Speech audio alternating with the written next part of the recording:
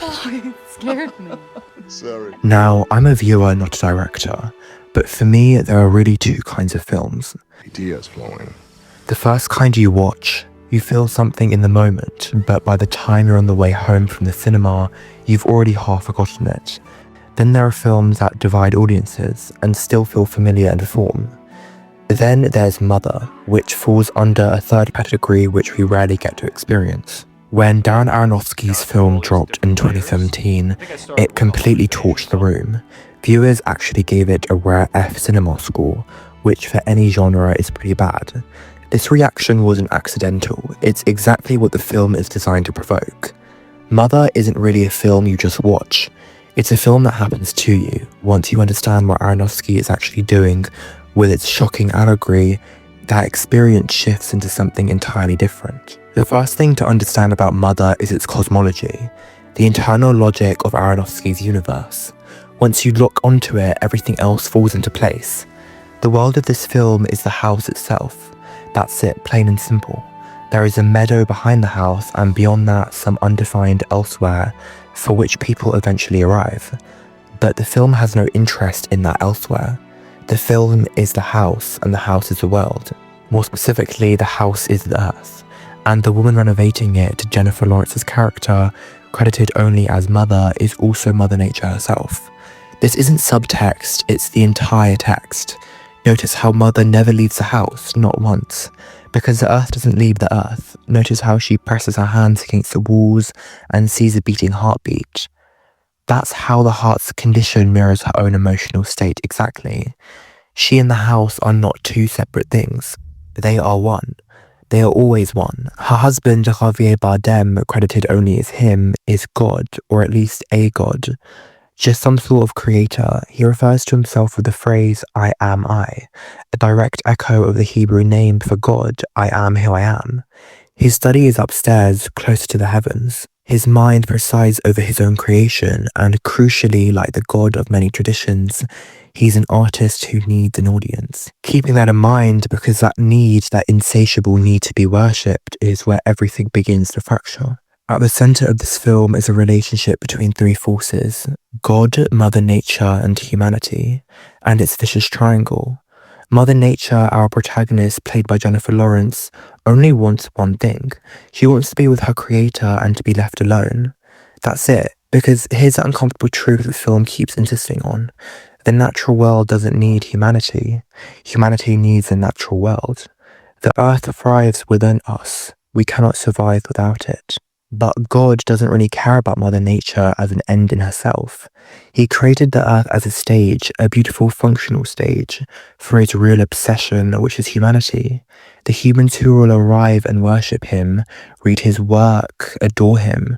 The earth is infrastructure, the earth is the venue, and he treats it accordingly.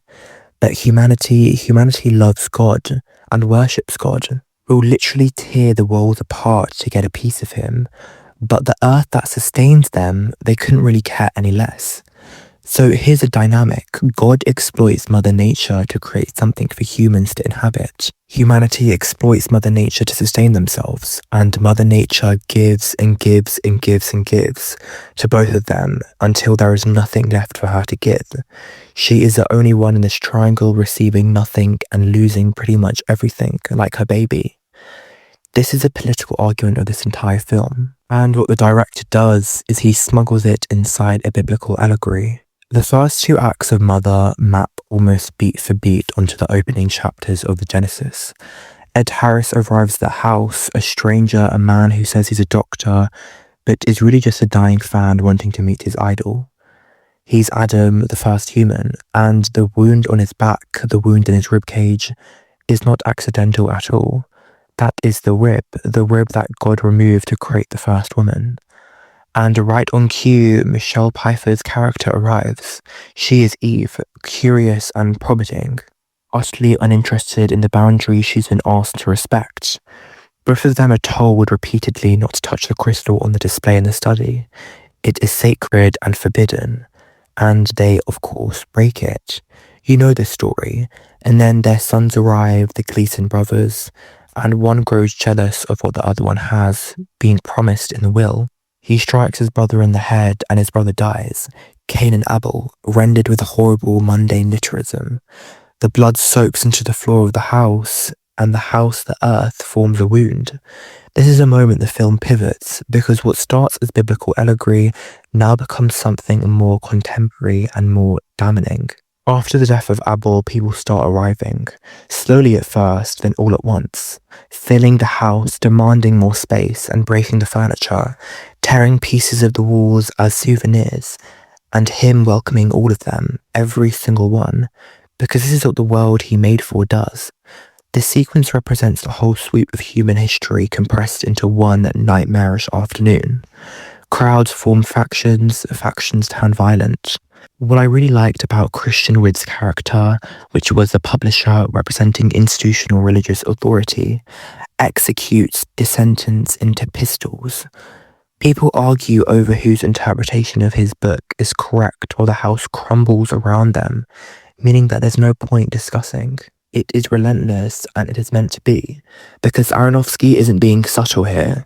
He's saying plainly that the history of humanity on this planet is a history of people who love God and love religion and love doctrine, and simply use that love as justification to consume every source, ignoring every warning and treating the earth itself as expandable. Mother moves through all of this like a ghost in her own home. Nobody even listens to her, which is a point. Nobody cares what she says. At one point, a few people are painting the house, trying to help. She tells them to stop. They look confused. They thought they were doing something good. That small moment is maybe the sharpest thing in the entire film, because it is us. It is every small gesture we make, the recycling bin, the reusable bag, the 2-minute shower, while the larger machine of consumption grinds untouched. We tell ourselves that we're helping, but the earth does not agree. Then comes the infamous baby scene, which was the entire last portion of the movie. Mother becomes pregnant and him is suddenly inspired again. He writes his greatest work yet, and the inspiration came from her. From exploiting her body, her love, her sacrifice, he publishes it. The crowd grows impossibly larger. Ironically, that baby is Jesus, but you already knew that. He was born into chaos, handed over to the mob by a father who truly believed they won't harm him. And then, of course, they do. The crowd kills a child and consumes him in a scene that is communable, taken as a literal conclusion. This is where the cycle ends. Mother, having given everything, her home, her peace, her body, and her child, goes to the basement, opens the gas tanks, and burns it all down. She has nothing left. The earth pushed her past every limit, scorched but everything humanity has done, and reaches a point where it simply cannot continue. The fire is not revenge, it is collapse. And yet, him survives. And of course he does. He carries her charred body through the wreckage and asks her for one more thing. Her heart. And Darren Aronofsky took that literally. He reaches into her chest and pulls out what remains. A black, smouldering stone.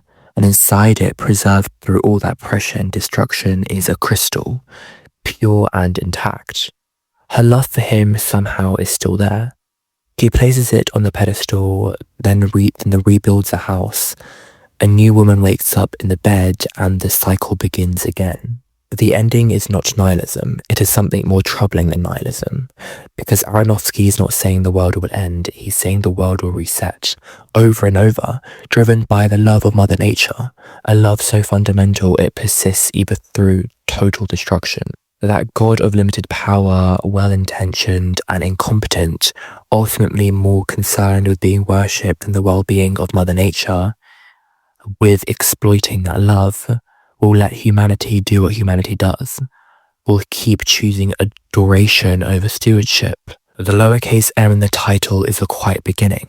The exclamation mark in the stream end is Aronofsky saying it's a scream. Aronofsky says so himself, and the whole title is the arc of the film. This is what the film is, a prayer the world doesn't know it needs, an indicament of a species that loves its creator but cannot bring itself to love the creation that sustains it. Mother is not a comfortable film. It's not supposed to be. It is supposed to stay with you the way guilt stays with you, quiet at first, then louder, then impossible to ignore. And